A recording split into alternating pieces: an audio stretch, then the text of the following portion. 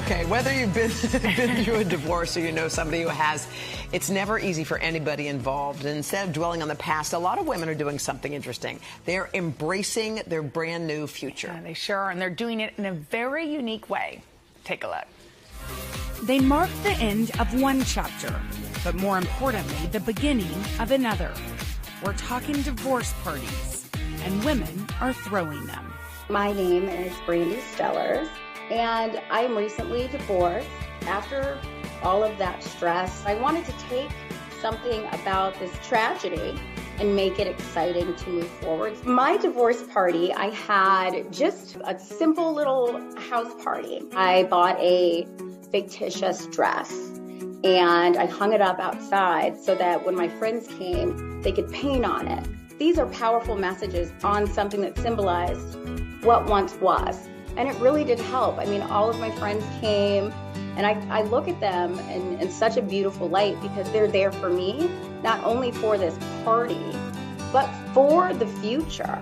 My name is Nicole Sedoma. My own experience with divorce was the most eye-opening. There's this roller coaster of freedom and grief that comes with divorce. Nicole celebrated her newfound freedom with a party of her own and purchased her dream car. There's such relief when you get to the other side, and being able to embrace this new chapter, you have the ability to control what that looks like. I'm Allison. I was married for 2 years and I'm now divorced for officially 1 year. Post-divorce, had a lot of lost a sense of self and confusion about who I was, and life pushed me around a little bit. I didn't have any say in what was happening to me in a lot of ways. And I just thought it didn't have to be a shameful thing that I failed. I just want to start laughing again, and I thought nothing funnier than a divorce party. And so we had it in the city at my friend's apartment. I invited just a bunch of my close friends who had been there during the whole process, and we kind of just had like a really fun funeral, and it was great. It just reminded me that like fun still exists. In the end, or should we say the beginning, this is less about the party itself and really about women choosing to look ahead. I wanted to be able to take control of my own story, my own narrative. I don't think about it as celebrating divorce. I think about it as celebrating the ability to get through this really hard time in your life, but also a lot of freedom to make the decisions that I thought was right for my children and for me. I got married again eventually. That was very exciting. That's when I started kind of finding peace with what happened, and it really was because of the party. It kind of was like dominoes fell into place, and I think that was like the catalyst of like me entering my new life. With us now is Allison McWhite, whom you just saw in the piece, and Lane Florsheim, who wrote about the divorce parties for the Wall Street Journal. You guys, this is so interesting. Yeah. I know that this party wasn't like anti-marriage, anti-men. It was just about a new beginning. Did you feel like it helped you find that? Definitely. I think it just helped me get ownership of the experience again. Like I mentioned, it just felt like so much was happening without my say in it. And it was my first time getting a sense of control of the situation. I think telling the truth in a weird way, where I was kind of, you know, you forget it's happening to you. You don't want to admit it's happening to you. And the party kind of says it's real, it's happening, it's in your face, and you kind of just have to own it. Yeah. And I think it just, again, just brought me a lot of ownership to the experience. That's so, it is interesting because I think a lot of times you find yourself that you've lost yourself. You think you found your other half, but really in reality you didn't have a voice after that. Yeah. And I get how that would be. And also you're on this road and you think, well, I might as well just keep going because I'm on the road. Right. It's so easy to stay in something than it is to leave it. It's much harder to look at it and say, I was wrong, and change your mind. And I think in a marriage, you're for so long making choices with somebody else, you forget to have your own in a way. You rely on their other half to lift you up. And then when you're out of it, there's so much choice in your face again. Like, do you really want this in your life? Do you want the blue shutters? Do you want any of these things? Right, you get to decide. Yeah, you have to re-ask yourself all these questions, and it's really fun, I think. Lane, you've studied this topic. You've researched it for this piece. And you're way out in front, by the way. You were talking about this before this was you've been trending. studying it for a year or something, researching it. First of all, how did you come to the topic, and what did you learn about it by writing this article? You know, I had a couple of friends who were talking about having divorce parties, and they didn't end up doing that, but it made me curious about the trend and curious about who was doing it.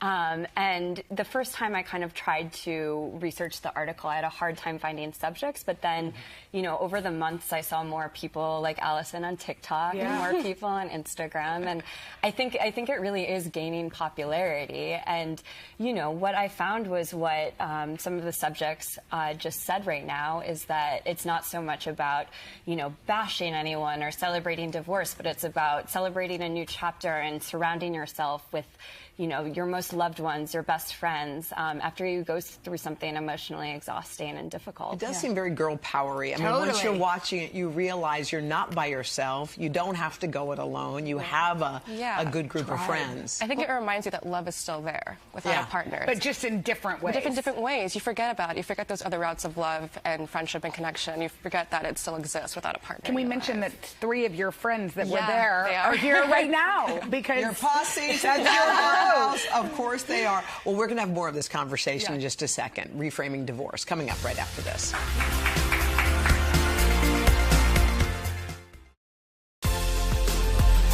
Okay, back now with more of our conversation about reframing divorce. Allison McWhite is a recent divorcee. Lane Florsheim is a Wall Street Journal reporter who wrote about the topic of divorce parties. And joining the couch here, Natalia Juarez is the breakup coach and the founder of Lovistics. How are you? By the way, I do think this is important to have a coach through this, because often when people go through divorce, it happens and you're like, your life was a certain way, it totally changed, and people are like, move on, go ahead, move on. But you actually need coaching and work. Tell us, what are the main questions that you get asked, or how you help your people? Wow. Well, so often people don't even know where to start. Thank you for saying that, because that was how initially I got into this work, was having to piece together a lot of the resources that I felt I needed at the time. And once I went through it, I naturally started helping my friends, and then they started recommending me to their friends. So, Allison, were there things that you did that helped you, I mean, other than the party, but other things that you found that was just helped you in a time of grieving? Because obviously you're grieving. It's a loss. It's a loss. Yeah, I think giving yourself mercy and like grace to grieve. I mean, letting yourself sit in it for a few months and investing in your friendships. I think I let myself sit in it for months, and the party came, and then it was a restart for myself. But there's a lot of grace, I think. What do you think women need the most when they go through a divorce? What's the first thing they need that they would not think of off the top of their head? Oh, wow. Well, I always recommend a holistic plan that's based on 4 pillars. You need self-care, you need the grief work to process the loss, then you also need to focus on rebuilding your life, which is a huge project, and then you need some joy and pleasure in your life to offset a lot of that difficulty. Yeah, well, the joy and pleasure, I think that is really what these parties are sort of about. As you were talking with all of these people that were throwing the parties, Lane, did you find that being with girlfriends, like the simple act of that and of having joy and of laughter helped heal? Definitely. I mean, I think that's a huge part of it. And what was kind of funny in working on the article is it was so much easier to find female subjects than male subjects. And I ended up talking to a man who attended his female friend's divorce party, and he said it was like being a fly on the wall at a bachelorette party.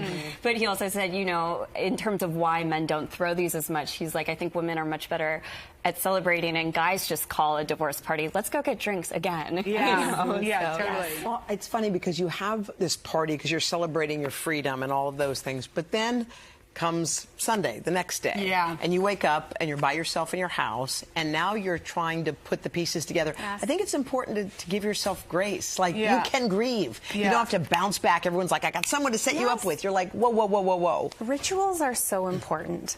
You know, we have this big celebration to celebrate the start of a marriage, but we equally need a ritual to mark the end of it. Yeah, I think the other thing that's changed is obviously there was stigma around divorce for so long, maybe still a little bit. Yes.